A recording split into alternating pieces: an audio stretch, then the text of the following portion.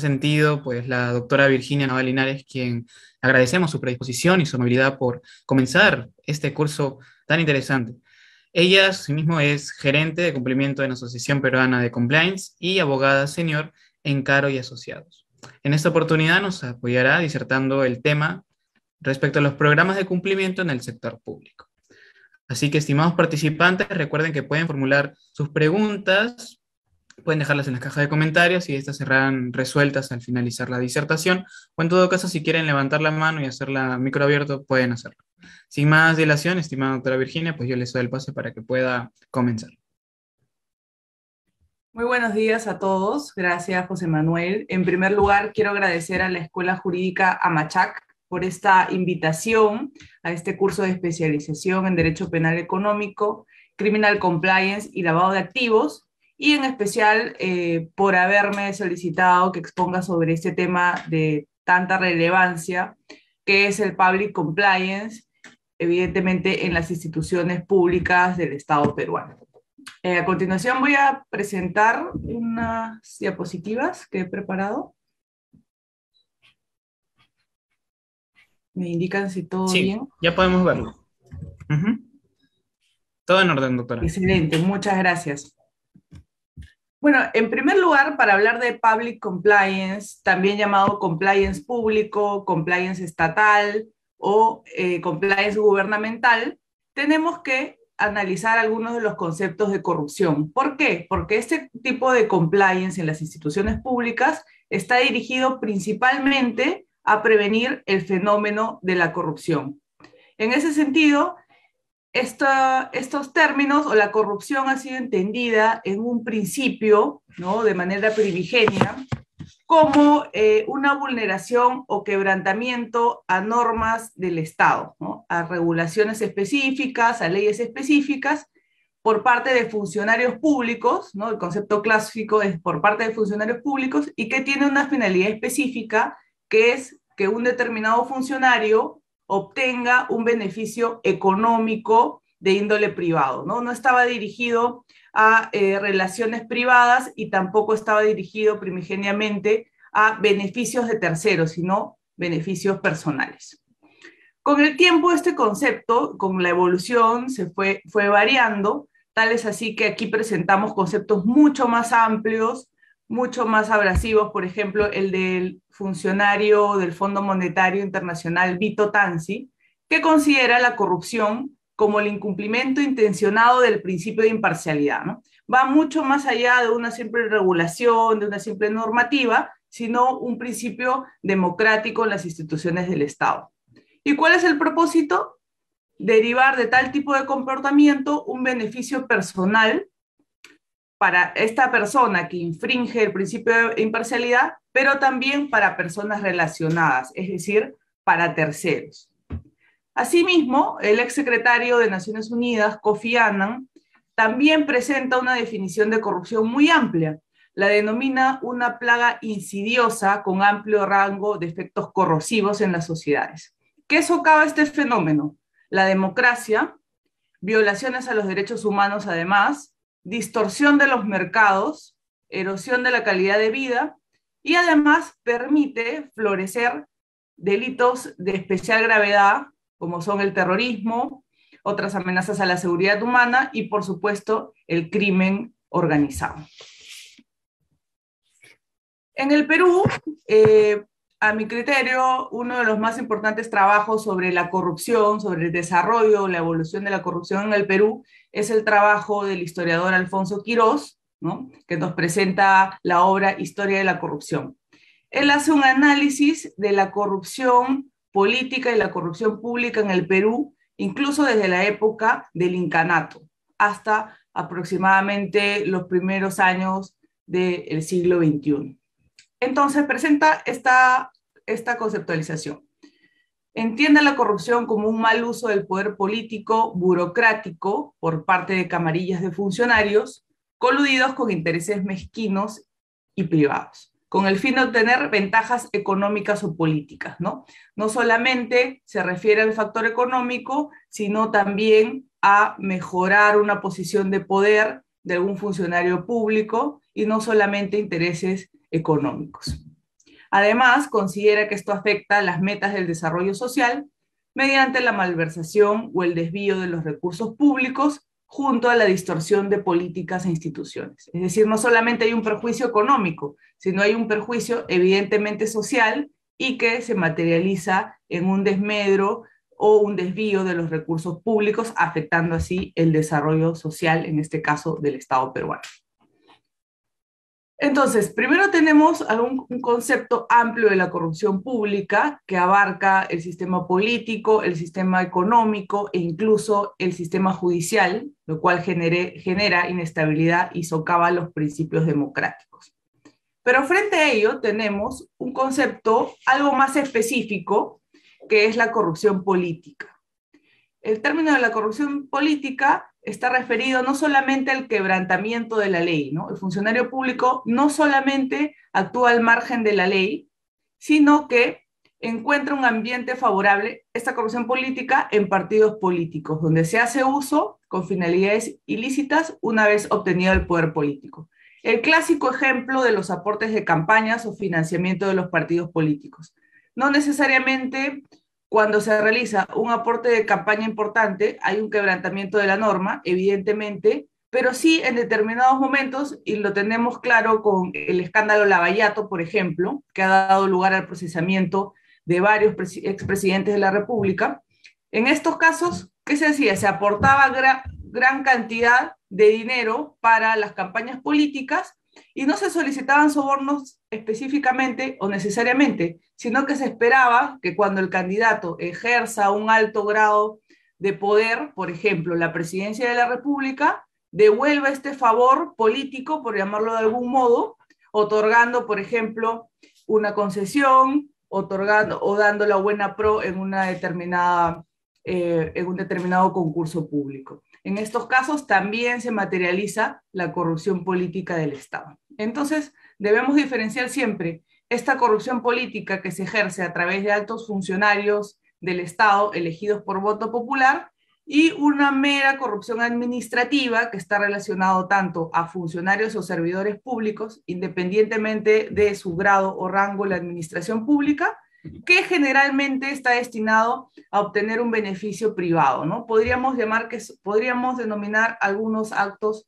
aislados, no necesariamente sistemáticos. Así tenemos también otra clasificación, que es por un lado la corrupción de materialización de un derecho, en el cual, como comentaba, no se busca necesariamente quebrantar una norma o una ley específica, sino que se facilite el otorgamiento de una solicitud. En estos casos de corrupción se cumple con la norma, pero sí se afecta a algún principio de alguna determinada institución. Por ejemplo, ¿no? Un funcionario que es corrompido para realizar su trabajo, no quebranta la ley, pero sí de modo más célere. Por ejemplo, un particular que pague un soborno o una dádiva para que el funcionario acelere un trámite determinado. Aquí no hay un quebrantamiento específico de una norma, pero sí del sistema en general de la administración pública, porque se favorece a determinado grupo de personas frente a otros, ¿no? Hay una relación o una consecuencia de desequilibrio en la aplicación de una determinada política, un determinado trámite o regulación pública. Frente a ello tenemos otra clasificación que es la corrupción de transgresión de las normas.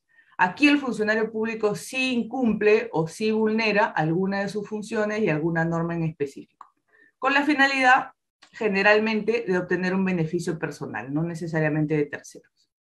La consecuencia de ello es el incumplimiento de las normas que ante la corrupción del funcionario civil trae consigo además las políticas de mejora estatal, que las políticas no llegan a materializarse o no llegan a cumplirse tal como estaban concebidas. Un tipo de corrupción más grave aún, ¿no? Uno de los tipos más graves, es la corrupción de captura del Estado.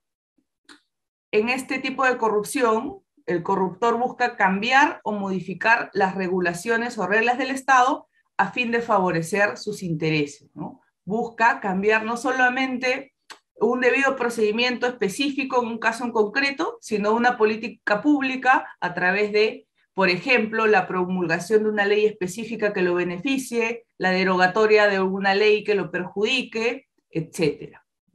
Aquí tenemos que ser muy cuidadosos en identificar en qué casos estamos entre una corrupción de captura del Estado, porque se debe demostrar evidentemente la vulneración de algún principio o de alguna norma en concreto, porque se podría incurrir en alguna confusión con lo que es la gestión de intereses legítimos, ¿no? Como sabemos, en el Perú existe una ley de gestión de intereses que regula de algún modo las relaciones entre los funcionarios públicos y los entes privados, ¿no? También lo llaman en algunos casos lobbies o en algunos casos cabildeos, pero ello no necesariamente configura una situación de ilegalidad, sino una situación regular, pero que debe ser realizada en el marco de esta ley de gestión de intereses.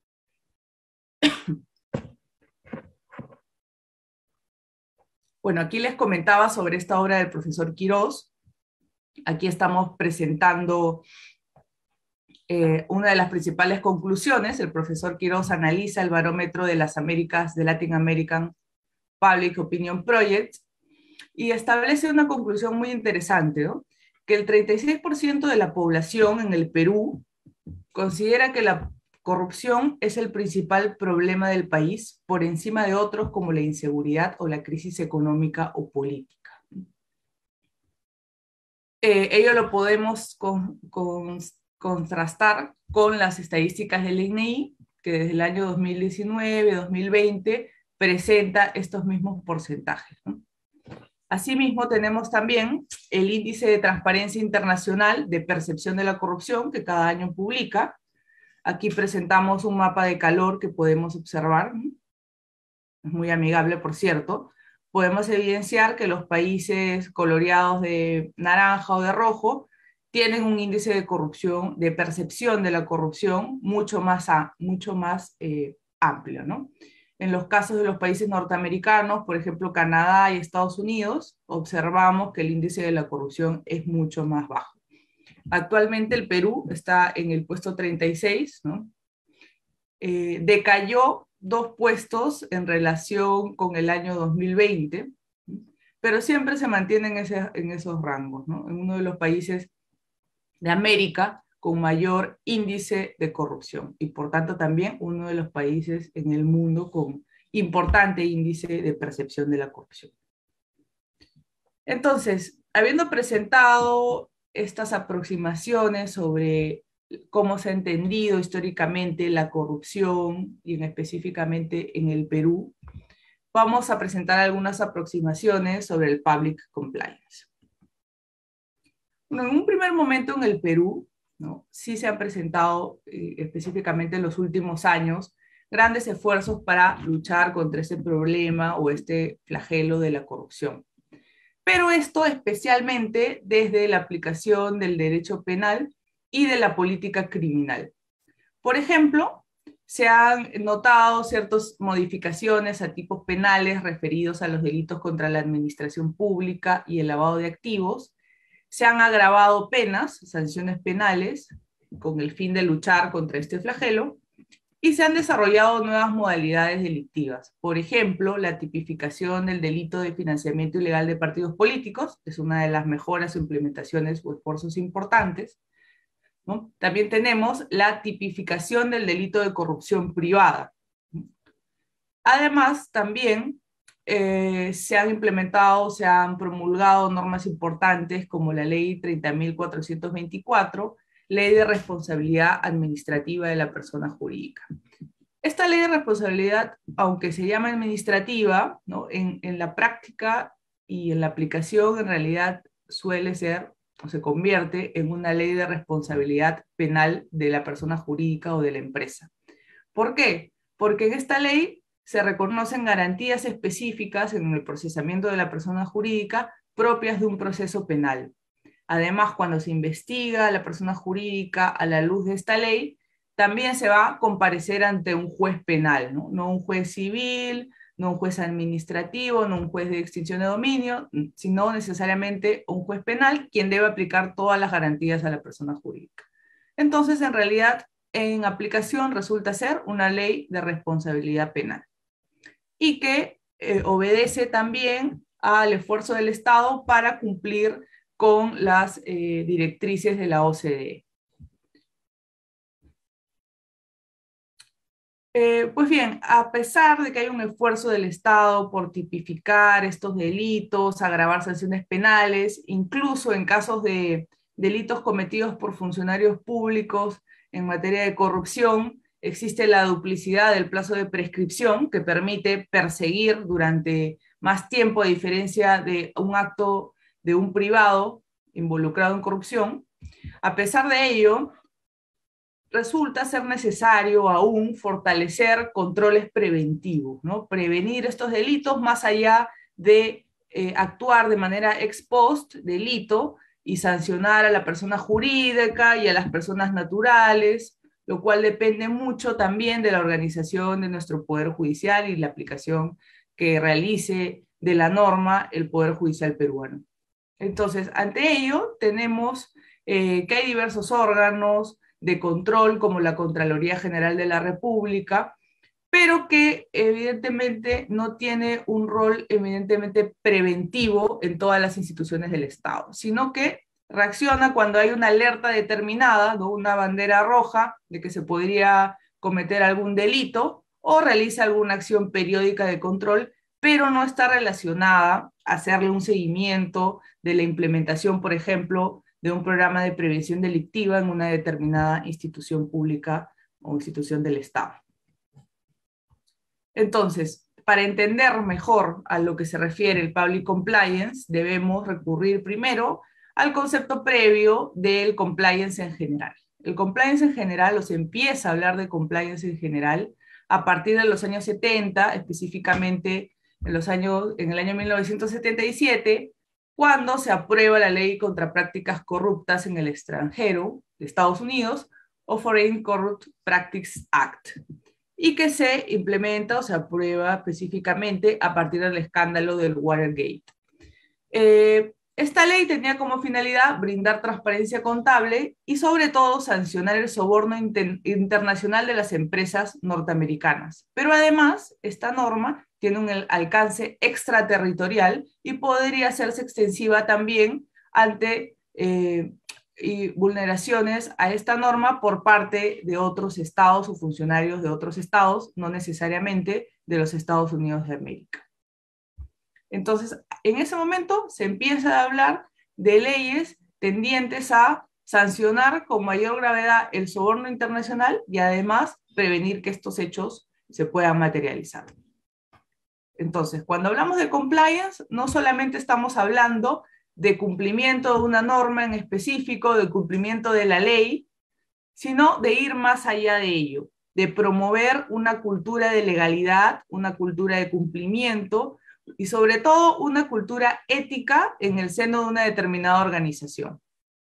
Pero no solamente se debe entender esta necesidad de una cultura de legalidad o una cultura ética en el marco de una empresa, de una entidad privada, sino que esto se debe extrapolar también a las instituciones públicas, evidentemente, porque la corrupción, ¿no?, es un delito, muchas veces convergen delitos de encuentro que requieren no solamente la participación, evidentemente, de personas naturales o de intereses privados, sino también de los funcionarios o servidores públicos, principalmente de los funcionarios o servidores públicos. Entonces, es lo que busca el public compliance, prevenir esta clase de delitos, igual que lo hace el compliance en las entidades privadas, pero en las instituciones del Estado. Esto a través de la evaluación, implementación, revisión y mejora continua de los mismos mecanismos y procedimientos que establece el compliance en general para prevenir el delito dentro de los organismos públicos. ¿Cuál es la finalidad? Optimizar los recursos del Estado, garantizar una cultura de legalidad e integridad pública, que es los términos más utilizados cuando se habla de compliance, ¿no? Los términos de integridad pública. Entonces, con respecto al public compliance, el profesor español Adán Nieto ha desarrollado un trabajo muy importante en el cual propone y expone la necesidad de que en materia de compliance gubernamental lo que se realice es el traslado de las mismas metodologías que durante años se han ido utilizando en el compliance o cumplimiento normativo en torno a las organizaciones empresariales, pero que estas metodologías se trasladen a las organizaciones públicas. Es decir, no hay necesidad de establecer programas de cumplimiento muy específicos o muy diferenciados a los programas de cumplimiento que han ido aplicando las instituciones privadas y que principalmente en la actualidad se rigen o se sustentan en la aplicación de las normativas ISO, ¿no? Por ejemplo, en este caso sería aplicable la ISO 37001 de gestión de sistemas antisoborno. Entonces, no hay ninguna causal ni ninguna necesidad de crear un aparato, un sistema específico que diste mucho de la aplicación del compliance en las entidades privadas. Entonces, ¿qué conceptos o qué temáticas son importantes en el Public Compliance?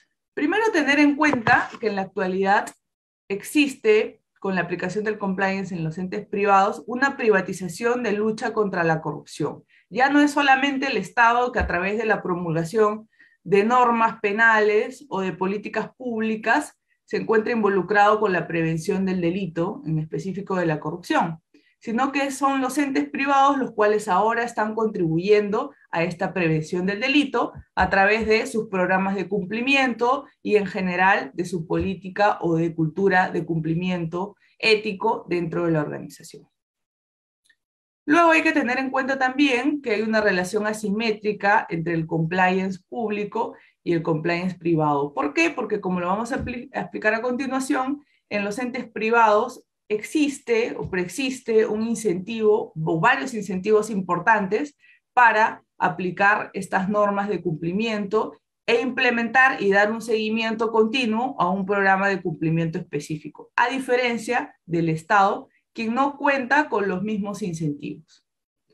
Por ejemplo, uno de los incentivos importantes es la necesidad que tienen las empresas de que si en algún momento un funcionario, colaborador o trabajador de esa empresa cometiera un acto de corrupción, un acto ilícito, esta empresa no se viera involucrada en un proceso penal a partir de la ley que les comentaba, 30.424, y que no recaiga sobre la persona jurídica alguna sanción penal o una sanción administrativa determinada, evidentemente.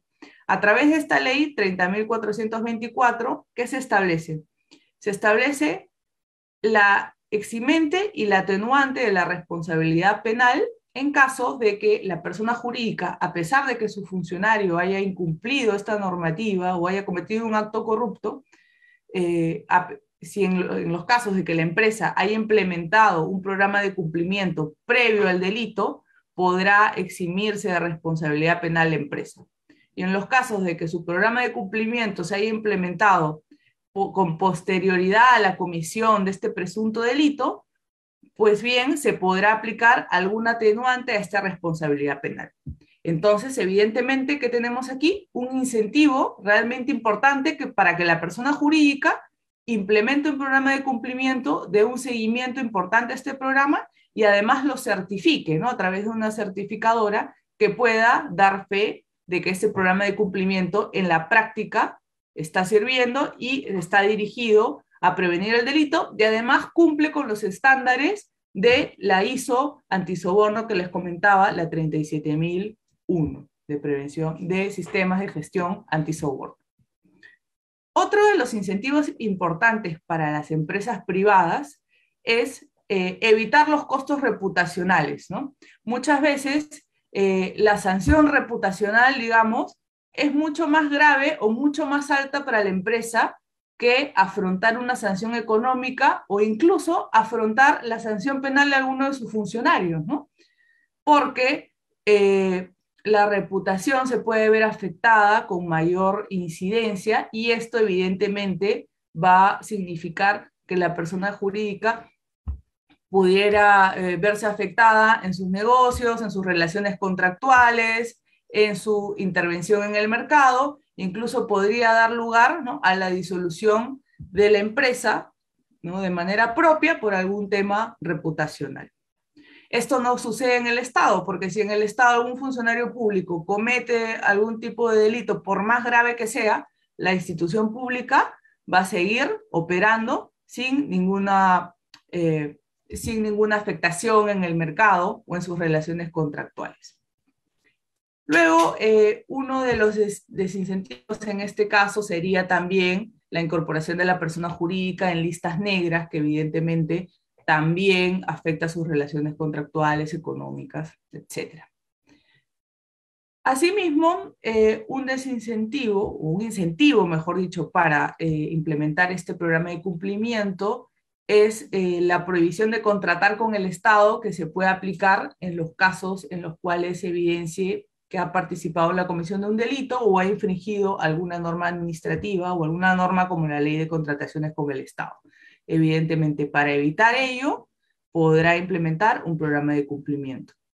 Asimismo, también hay requerimientos del mercado en específico. Ahora la mayoría de empresas, al realizar due diligence o realizar algún determinado negocio nuevo, una contratación nueva, lo que solicita, incluso el Estado, ¿no?, lo está solicitando, es el establecimiento de cláusulas anticorrupción. Y estas cláusulas anticorrupción contienen una declaración por parte de la empresa de que sus funcionarios no han cometido un delito, ¿no?, con la finalidad de obtener ese determinado contrato, y además también tiene una cláusula hacia el futuro, porque establece que los funcionarios de esta empresa tampoco cometerán delitos ni con ocasión de esta contratación en específico, ni en general con relación a otro tipo de contratación, lo cual puede afectar evidentemente el contrato y la relación entre las partes. Entonces, esta necesidad de suscribir cláusulas anticorrupción genera también la necesidad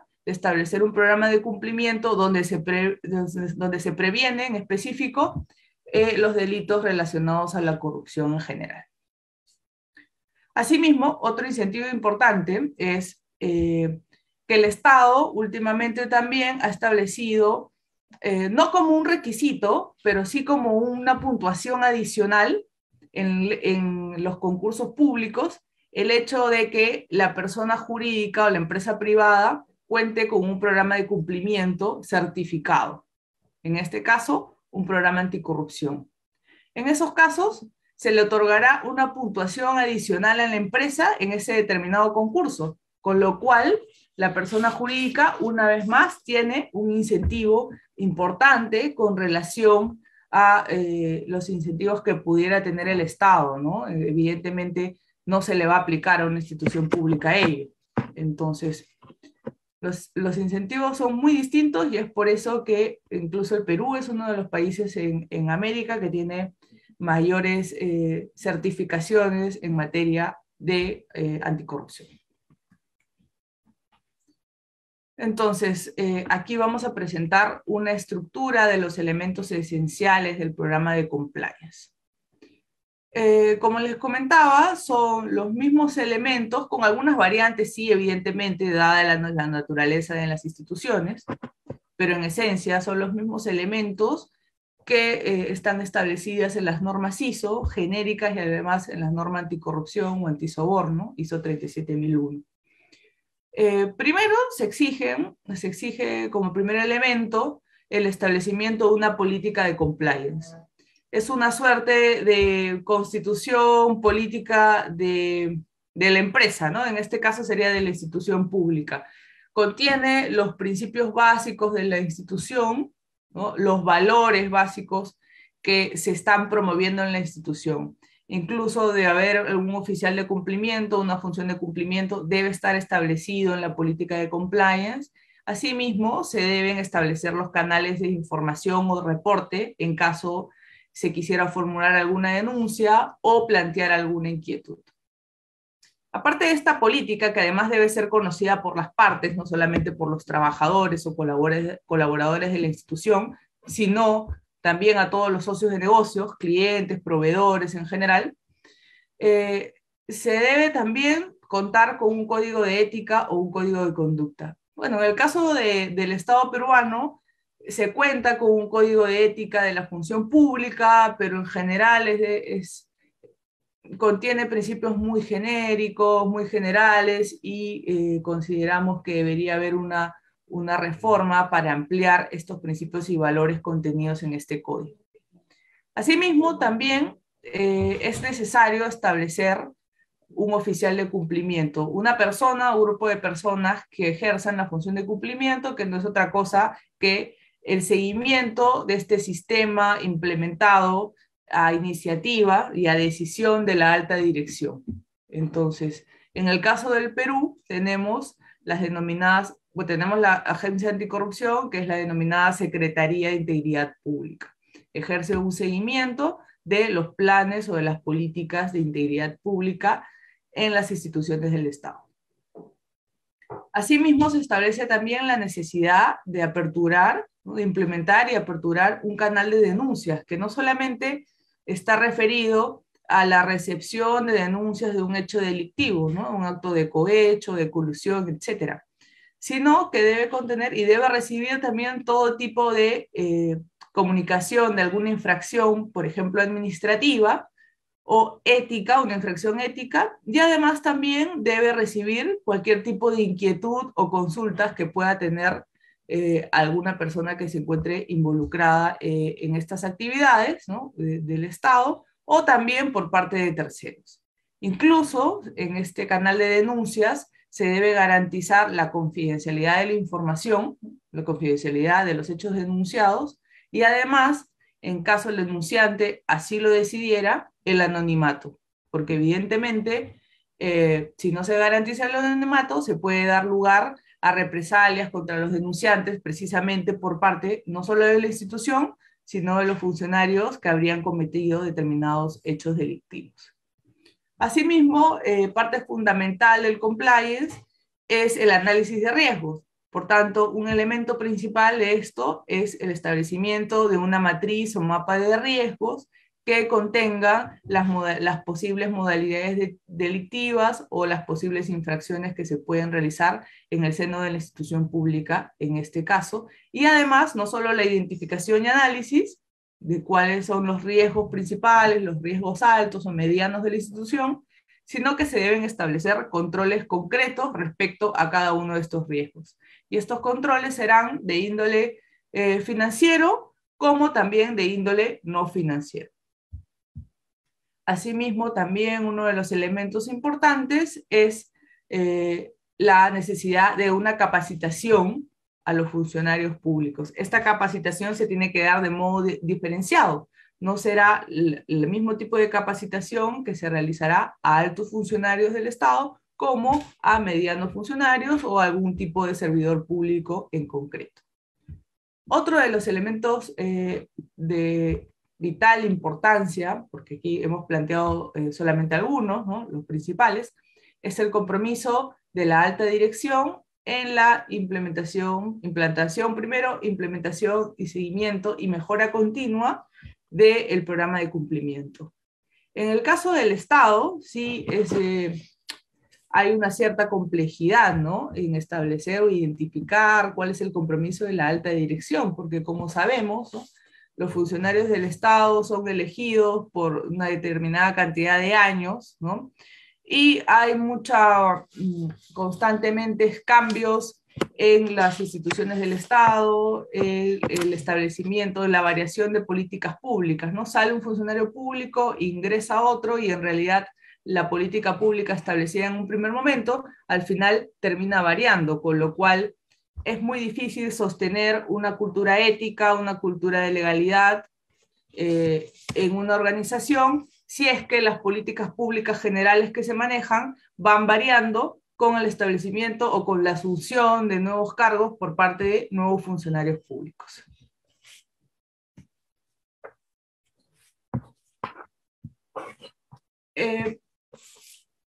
Existen también tratados internacionales de suma relevancia para el caso del public compliance.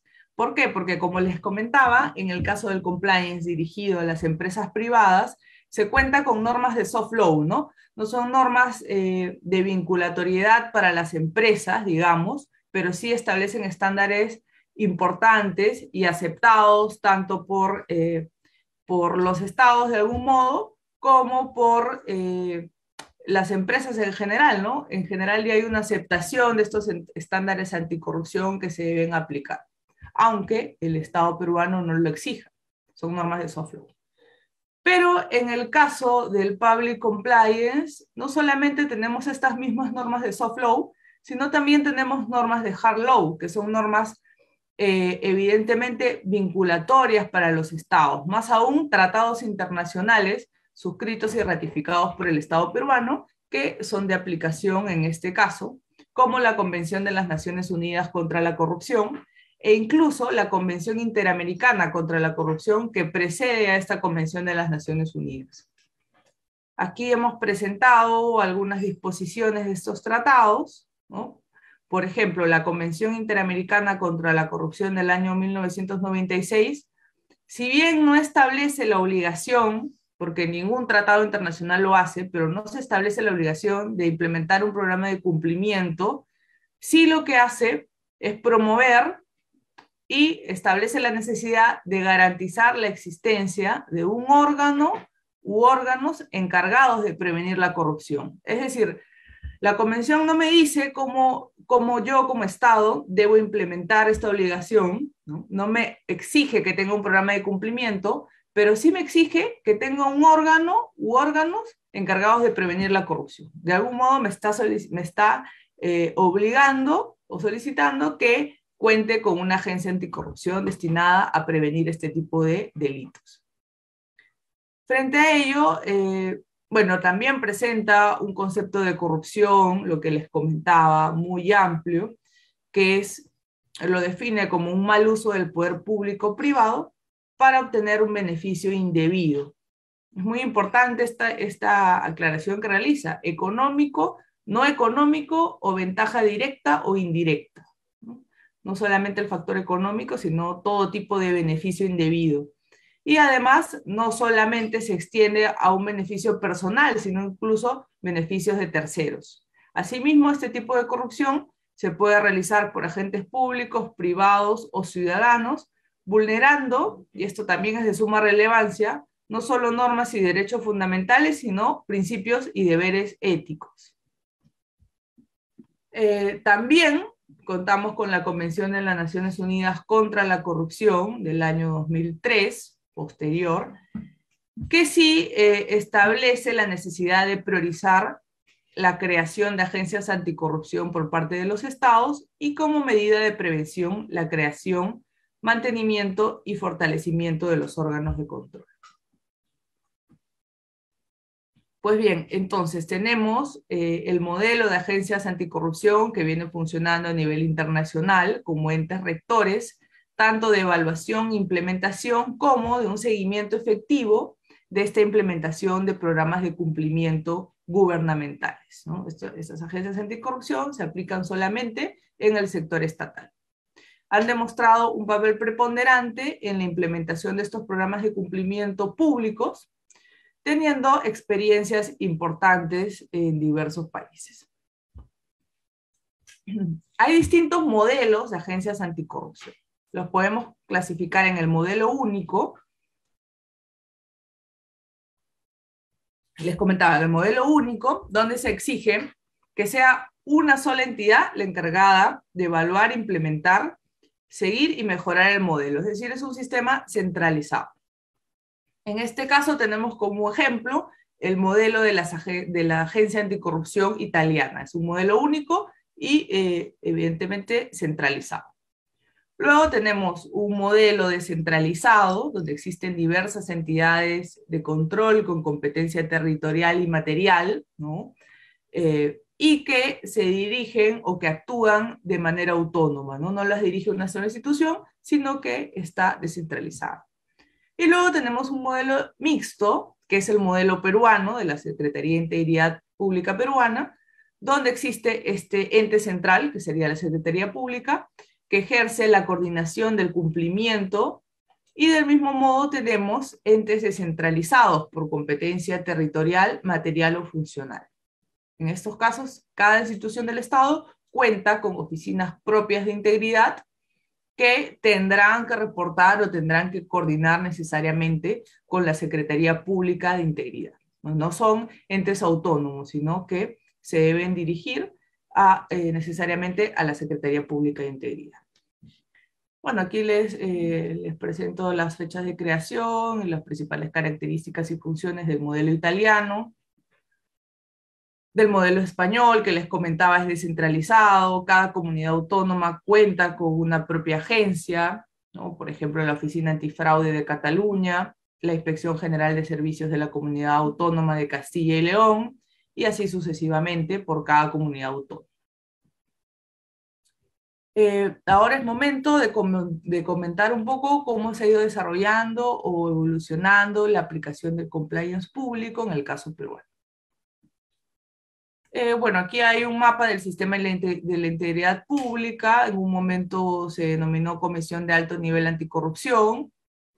Y como les comentaba, tiene una posición jerárquica superior con relación a las oficinas de integridad institucional, que son oficinas establecidas por cada institución pública. La Secretaría de Integridad Pública tiene una competencia nacional, ¿no? Mucho más amplia. Entonces, ¿cuáles son las funciones de esta Secretaría de Integridad Pública? Propone al Poder Ejecutivo las políticas públicas, ya sea de corto, mediano y largo plazo, tendientes a prevenir y luchar contra la corrupción. Asimismo, propone también al Poder Ejecutivo el Plan Nacional de Lucha contra la Corrupción. Fomenta y propicia cultura de valores en la sociedad peruana, promueve articulación de esfuerzos de las entidades responsables de investigación y sanción de los actos de anticorrupción, incluso coordina con las comisiones regionales anticorrupción la ejecución tanto de la política como el Plan Nacional de Lucha contra la Corrupción a nivel regional. Asimismo, expone ante el Pleno del Congreso de la República un informe anual sobre el cumplimiento de este Plan Nacional de Lucha contra la Corrupción. Tiene que hacer un seguimiento minucioso al cumplimiento de la política y del plan y exponerlo anualmente ante el Pleno del Congreso de la República.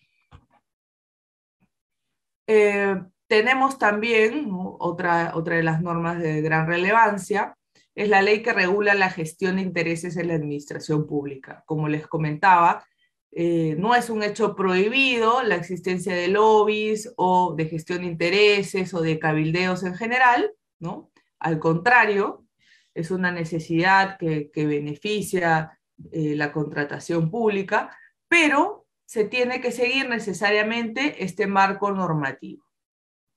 Aquí presentamos, por ejemplo, un concepto de gestión de intereses, entendida como comunicación oral o escrita, cualquiera sea el medio que se utilice, dirigida por el gestor de intereses a un funcionario de la administración pública con el propósito de influir en una decisión pública.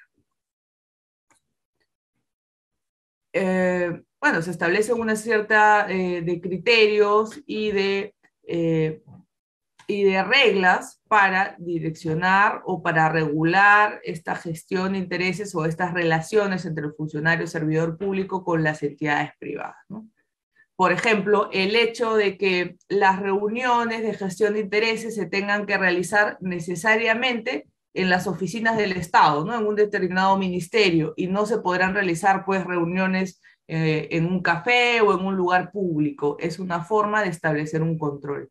El hecho de que al realizarse una determinada reunión se deba llenar un registro de ingreso a la institución pública donde se establezca qué persona ingresa, a qué hora, durante qué tiempo, con qué persona determinada se va a reunir, es de suma relevancia, porque incluso estos registros han dado lugar a serias investigaciones contra exmandatarios del gobierno peruano. Luego tenemos este Decreto Supremo 042-2018 que establece medidas para fortalecer la integridad pública y lucha contra la corrupción. Tiene como objetivo orientar la correcta, transparente y eficiente actuación de los sectores públicos, contribuyendo al cumplimiento de las políticas en materia de integridad pública. Está muy relacionado con la gestión de intereses que relataba hace un momento. Esta misma norma establece también mecanismos para la implementación del control interno, que son códigos y cartas de buenas conductas, mecanismos de seguimiento de integridad, necesidad de programas de integridad, que sería en buena cuenta un programa de cumplimiento, registro de gestión de intereses, ¿no? Los gestores de intereses están conglomerados en un registro especial, estatal y de libre acceso, guía para el manejo de intereses, declaración jurada de intereses y mecanismos de reportes de denuncias. Tienen gran similitud a los estándares anticorrupción que establecen las normas ISO. Bueno, les comentaba ya las funciones de la Secretaría de Integridad Pública del Estado como agencia anticorrupción.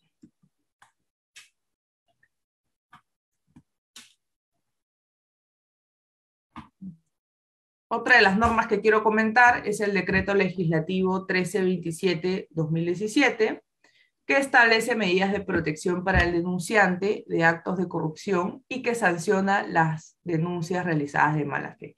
Aquí lo que se realiza es promover precisamente que tanto funcionarios públicos como terceros puedan tener acceso a un canal de denuncias, ¿no? Que lo pueda realizar cualquier persona, establece procedimientos y mecanismos para facilitar e incentivar las denuncias realizadas de buena fe, ¿no? Establece una suerte de garantías como la reserva de la identidad del denunciante, incluso regula la necesidad del establecimiento de medidas de protección laboral, ¿no? A los denunciantes, protección, por ejemplo, contra el despido ilegal o el despido arbitrario, otras medidas de protección, como la garantía de que no haya un perjuicio en caso de contratación, cuando el denunciante sea un postor, por ejemplo, no un perjuicio en futuros procesos de contratación, o garantizar que el servidor civil no sea denunciado o apartado de su cargo precisamente por haber interpuesto una determinada denuncia o una determinada queja.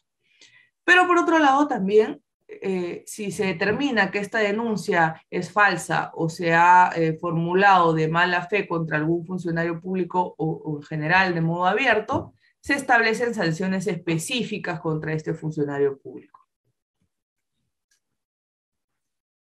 El decreto de urgencia 029-2019 propone, mejor dicho, obliga a los funcionarios públicos la presentación de la declaración jurada de intereses, ¿no? Esto es muy relevante porque al asumir estos cargos, los funcionarios públicos tienen que suscribir una declaración jurada donde establezcan, por ejemplo, si sus familiares son accionistas o dirigen alguna determinada institución privada, con lo cual se podrá prevenir cualquier tipo de acto de corrupción o beneficio ilícito, no solamente a este funcionario público, sino a terceros. Eso para dar un ejemplo.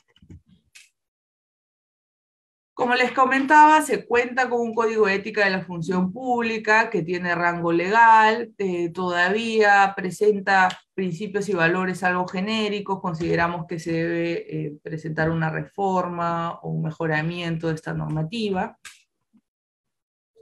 Este código también cuenta con un reglamento del Código de Ética de la Función Pública del año 2005, establece también un catálogo de sanciones, evidentemente, como las amonestaciones, las suspensiones, incluso multas, hasta 12 unidades impositivas tributarias, incluso la resolución contractual o la destitución del cargo o despido del colaborador que infringiera este código de ética de la función pública. Bueno, les comenté también cuáles son los principales instrumentos, en este caso normas que guían la integridad pública en el Estado peruano. Tenemos el Plan Bicentenario, la Política Nacional de Integridad y Lucha contra la Corrupción y Plan Nacional de Integridad y Lucha contra la Corrupción, que aún se encuentra vigente, ¿no? A pesar de ya estar en el año 2022, todavía se encuentra presente vigente el plan hacia el 2021, ¿no? Es necesario ya que se promulgue un nuevo decreto supremo que abarque tanto una nueva política o la continuidad de una política nacional de integridad y la continuidad de un plan nacional de integridad y lucha contra la corrupción. ya me queda poco tiempo, por lo cual, bueno, aquí les presento algunas normas adicionales, desarrollo algunas normas relacionales y quiero concluir esta exposición presentando algunos retos que todavía tiene el Estado peruano, ¿no? Uno de los principales retos es la necesidad de mejorar los instrumentos jurídicos con los que cuenta, como la ley y el Código de Ética de la Función Pública. En general, también armonizar los sistemas de cumplimiento, que si bien tienen muchas instituciones ya se encuentran certificadas, no necesariamente hay una armonía entre cada una de estas instituciones, ¿no? Además, mejorar el tema de las capacitaciones de los funcionarios públicos y sobre todo una capacitación diferenciada, ¿no? Mucho se cree en un primer momento que el funcionario tiene la única obligación de cumplir la ley o cumplir un mandato legal o el reglamento de organización y funciones, pero no preocuparse por el cumplimiento de los valores éticos de la corrupción, contra la corrupción. Y esto tendría que tener cabida o se debía promover a través de una capacitación efectiva, adecuada de los funcionarios y servidores públicos. También una mejora en el sistema del análisis de riesgos, mejorar las matrices y los mapas de riesgos. Además, también proponer algún cambio o alguna política que promueva la continuidad de esta cultura de cumplimiento que se viene promoviendo en las organizaciones y que no haya alguna afectación en los casos de que les comentaba, haya un cambio de funcionarios públicos o un cambio de una política pública de gobierno en una determinada organización. Dicho esto, agradezco una vez más a la Escuela Jurídica por la invitación y quedo atenta a si hubieran algunas preguntas o comentarios que podamos disertar en ese momento, ¿no? Gracias. Muchísimas gracias a usted, doctora. Ha sido una exposición bastante clara, bastante entretenida también. Y sí, le comento que ya nos han llegado algunas preguntas. De hecho, les recordamos pues a los participantes que si quieren hacer una pregunta micro abierta pueden levantar la mano. Y mire, justamente aquí tenemos una persona que está levantando la mano. A ver, el equipo técnico nos van a apoyar para poder hacerle la palabra. ¿Qué tal? Buenos días, Leonel, ¿me escuchas?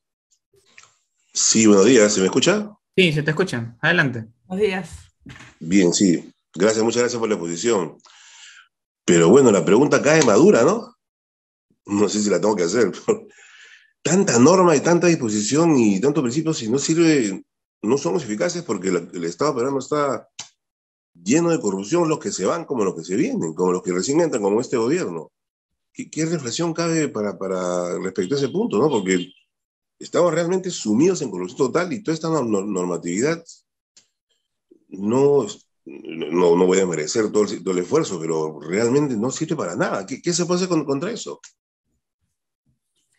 Gracias, Leonel, por tu pregunta. En realidad muy importante porque tiene mucho que ver con lo que comentaba al inicio, ¿no? Tenemos normas muy importantes y sanciones en realidad muy graves en delitos contra la corrupción, duplicidad de plazos de prescripción, en realidad ahora con la tipificación del delito de corrupción privada, también tenemos un amplio plexo normativo tendiente a sancionar estas conductas, pero en realidad la reflexión que yo puedo hacer es la necesidad de fortalecer las oficinas de control que les mencionaba, ¿no? Si bien tenemos una agencia anticorrupción que es la Secretaría Pública del Estado, que va a hacer un seguimiento a todas las instituciones públicas, se requiere fortalecer estas instituciones, primero las oficinas de control interno de cada institución y también fortalecer las instituciones tendientes a prevenir los delitos o las denominadas oficinas de integridad. Y ello requiere evidentemente de una política de gobierno. Como les comentaba, nuestro plan y nuestra política de lucha contra la corrupción se promulgó en el año 2017, su vigencia fue hasta el año 2021, y a la fecha lo que se ha hecho es ampliar la vigencia de esta política y plan, pero en realidad no se ha adaptado una continuidad o un nuevo plan. Entonces, en realidad, lo que se requiere en estos casos es el fortalecimiento de políticas públicas que evidentemente van a provenir del Congreso de la República necesariamente, ¿no? Bien, muchas gracias. De nada. Muchas gracias a ti, Leonel. Muy bien, ahora tenemos otra pregunta en el chat y nos comentan si se podría aplicar una posible cadena perpetua a aquellos que cometan delitos de corrupción. Sí, yo creo que sí, en la actualidad hay proyectos que están promoviendo eso, incluso la imprescriptibilidad de delitos contra de corrupción de funcionarios. No veo por qué habría alguna, algún impedimento, pero sí tendría que regularse en en delitos de especial gravedad, ¿no? No cualquier acto de corrupción aislada, ¿no? Sino, por ejemplo, una corrupción sistemática, donde la afectación o el perjuicio al Estado sea importante, ¿no? Claro, claro, doctora. Muchas gracias. Tenemos otra pregunta, nos comentan. Doctora, muy buenos días, gracias por su exposición. En vista de la situación que a día de hoy las entidades públicas se han convertido en una especie de agencia de contratación de empleos por parte de ciertos partidos políticos, somos testigos de la poca eficiencia que tienen estos funcionarios. Entonces, ¿qué medidas podría implementar el Public Compliance para tener un mayor control y exigencia en las responsabilidades que tienen estos funcionarios? Sí, muchas gracias. Yo creo que por parte de las oficinas de integridad se debe ejercer un mayor control de las normas con las cuales ya contamos, ¿no? Por ejemplo, les comentaba la ley de gestión de intereses que establece la necesidad de que haya un registro de visitas, un control efectivo de las personas que entran o salen de una determinada institución. En realidad tenemos esta norma, pero hemos visto en los últimos meses que en realidad no se cumplen por los principales funcionarios públicos que incluso se reúnen en casas particulares o en lugares públicos y en realidad no ha habido un control efectivo hasta la fecha de estos actos en concreto. Entonces, esto le corresponde tanto a las oficinas de integridad con la finalidad de prevenir y controlar que se estén cumpliendo estas normas, como al Poder Judicial de investigar estos actos en concreto, que en principio podrían no traducirse en un delito, pero sí en alguna infracción administrativa que ya sería un indicio de que se podría realizar un acto corrupto, ¿no? Muchísimas gracias, doctora. Tenemos otra pregunta, la cual nos indica, cuando los funcionarios o directivos de algunas empresas realizan delitos, es sabido que luego estas empresas quedan mal ante los posibles países donde tienen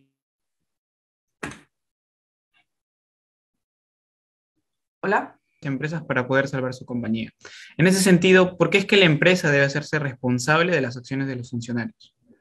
Sí, José Manuel, me perdí una parte de la pregunta, te escuché en la primera parte de que los funcionarios... Sí, Sí. claro, claro, doctora.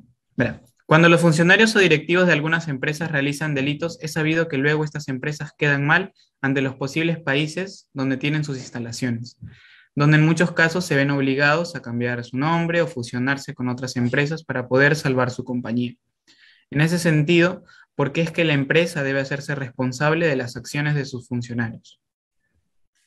Gracias, ahora sí escuché completo. Sí, es muy importante lo que les comentaba, ¿no? Que el costo reputacional o el costo económico en cuanto a las relaciones de mercado contractuales suele ser más alto incluso que las sanciones penales a la propia persona jurídica o el establecimiento de una multa determinada, porque la multa podría ser inferior al negocio que se perdió porque un funcionario público de mi empresa privada cometió un acto delictivo. Pero en estos casos sí es importante que la empresa de algún modo se haga responsable porque la empresa privada tenía la obligación de prevenir los delitos, si bien no de evitarlos, sí de reducir los riesgos. Entonces, por eso es importante también la ley 30.424, porque establece el eximente de la responsabilidad de la persona jurídica por este acto de este funcionario público en caso haya establecido un programa de cumplimiento efectivo, se haya certificado y haya cumplido con ser diligente en el seguimiento. Si la empresa hizo eso, ya no será responsable, ¿no?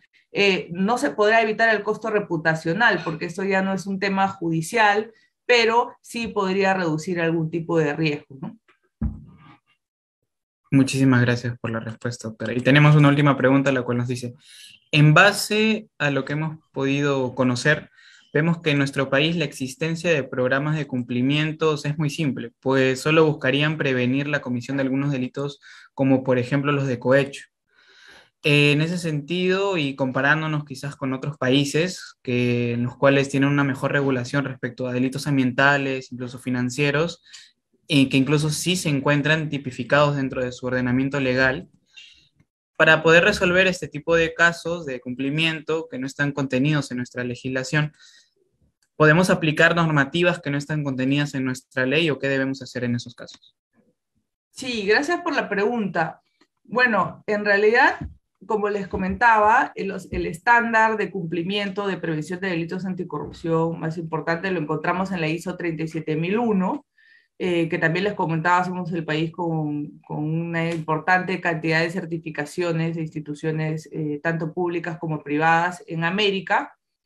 Pero existen otros estándares también. Por ejemplo, recientemente se adecuó la norma ISO 19600 y se mejoró esta norma, me refiero a una norma ISO, y tenemos la norma 37301 de sistemas de gestión de cumplimiento, con lo cual no solamente hay digamos, un estándar para prevenir actos de corrupción, sino todo tipo de ilícitos, infracciones, incluso faltas éticas. En realidad es lo que ya se está aplicando, ya hay algunas pocas certificaciones, pero considero que eso va a permitir de algún modo frenar no solamente los actos de corrupción, sino de otra naturaleza, ¿no? A través de esta norma, como les comentaba, ISO 37301.